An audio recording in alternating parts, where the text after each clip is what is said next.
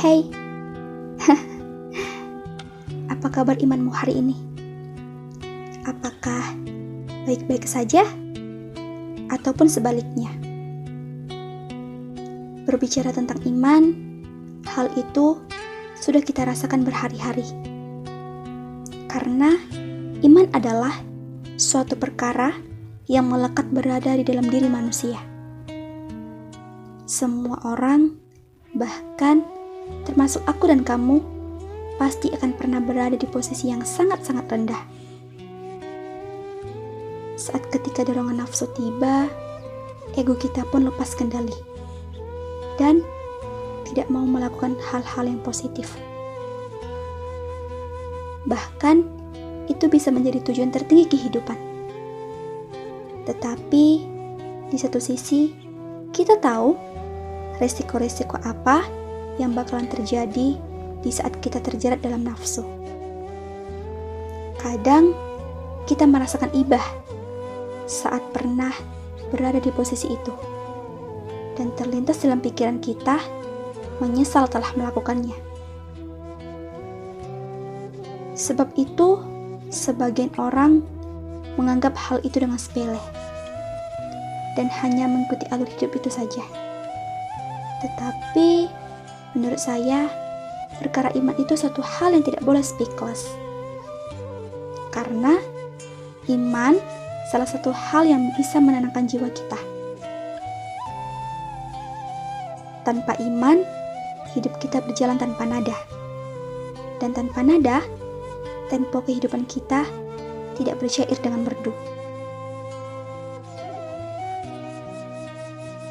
Dalam kitab Al-Iman Syekhul Islam Ibnu Taimiyah, beliau menulis, iman itu bertambah dan berkurang. Bertambah dengan ketaatan dan berkurang dengan kemaksiatan. Kadar keimanan kita itu berbeda. Ada yang full, sedang, hampir rendah, dan bahkan sangat rendah. Ada yang bisa menahan, dan ada juga yang gagal untuk menahannya. Iman itu harus dilandasi dengan ilmu. Karena tanpa ilmu, iman akan terombang-ambing hingga menyebabkan nafsu. Terkadang, kita hidup harus bisa memilih mana yang positif dan mana yang negatif. Kebanyakan kita tidak bisa meminimalisirkan hal yang positif dengan semana mestinya. Menjalankan hal-hal yang positif saja berat untuk melakukannya. Tetapi, dalam segi negatif, mereka merasakan puas melakukannya. Yaitu tadi, karena iman lemah. Mereka lebih memilih nafsunya daripada imannya. Kamu salah jika melakukan hal itu. Kita butuh introspeksi diri. Kenapa hidup kita bisa seperti ini? Dan kita juga butuh sabar untuk bisa meningkatkan keimanan kita. Sabar juga salah satu untuk meyakini hidup kita. Ingat, nafsu akan menjerumuskan kita dalam tindakan.